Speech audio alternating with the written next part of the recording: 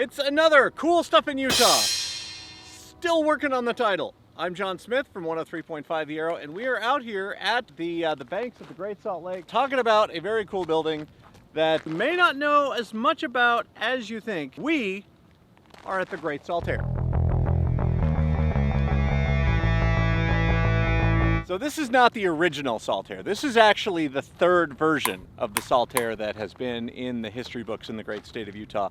Saltair originally built in 1893. It was called the Coney Island of Utah, and it was actually about 1.5 miles that direction.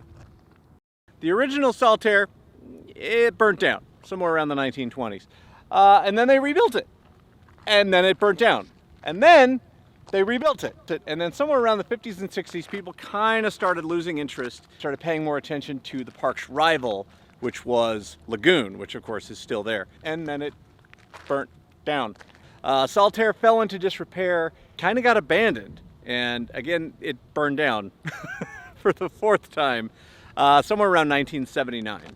There's footage of it on the news. It was wicked big fire. So this Saltair was built in 1981. Opened in 1982. ZZ Top played here one show, Quiet Riot opened, and then Saltair was once again ruined. This time, not by fire, but by flood.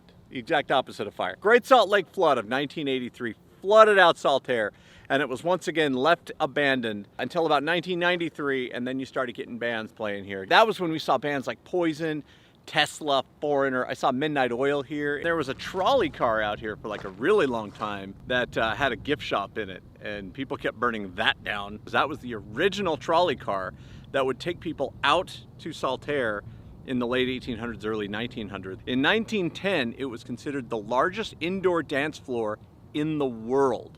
People would jump at the same time trying to get it to crash into the Great Salt Lake. Absolutely insane what people would do for fun back then. So you can see behind me, the building itself is actually an aircraft hangar from the 1940s, which now that I've pointed that out, you won't be able to unsee it. I saw Green Day, and I was fortunate enough to actually catch the band back here when it was still just kind of unimproved. Now, they actually hold shows in the back of Saltair. Occasionally you'll be driving out here on I-80 and you'll see like huge outdoor stages. They'll have these killer all-night raves that go. You can actually see the lights from this all the way in the city. But they put a lot of work into Saltair, keeping it up and improving it, which I can only imagine is just insanely difficult, being the natural elements that are kind of in the air out here. My equipment is literally rusting as we speak. If you look down this way, this is the original trolley track. There was a trolley that would take you from 201 out about 1.5 miles into the lake. A lot of times people traveling west on trains had like 6 or 7 hours to kill in between switching trains. So they'd come out here to the park. They'd float in the Great Salt Lake. They had roller coasters and attractions out here. They'd have big band like Count Basie playing here in the 1940s. But the only way to get here was on a trolley. The old Saltair that used to be out here, they filmed a Beach Boys video out here. They did an album cover for the Beach Boys out here, and there was a horror movie, which I would love to look up right now, but I'm in the middle of the Great Salt Lake and I have no service. But I'll look it up and we'll put it right here underneath the name of it was a horror movie.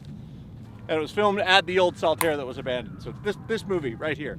In the last 10 feet, there's a total difference between where we were walking a minute ago and where we're walking now. Like suddenly the air is cool, there's bugs, there's birds, there's like this almost ocean-esque breeze. People have told me for years, if you come out here, there's actually remnants like old dishes. And sure enough, man, there are dishes like everywhere, kind of just poking out, that have just been here for years and years and years. It's so creepy. The weird thing to me about it is like, if you were to time travel here from like the 1950s and be like, where's Saltair? Where'd it go? It's gone. So the building's empty? No, the building's gone. Where'd it go? I don't know. Right around here, you can see the footprint of the building that was here. I think this was the powerhouse. This is the building that housed the equipment that powered the trolley that would get people out to the Saltair building.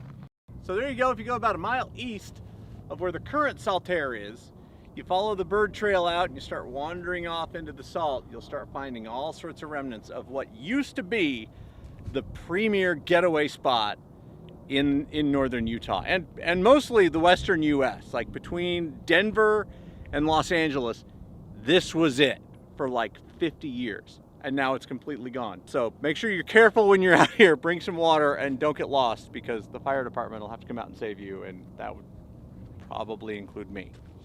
So we'll see you next time. Cool stuff in Utah. Oh, by the way, don't forget, like it, subscribe to it, and if there's something you want to see on Cool Stuff in Utah, message it. I think that's down here somewhere. But put a message, give me some ideas, because I only know so much. All right, goodbye.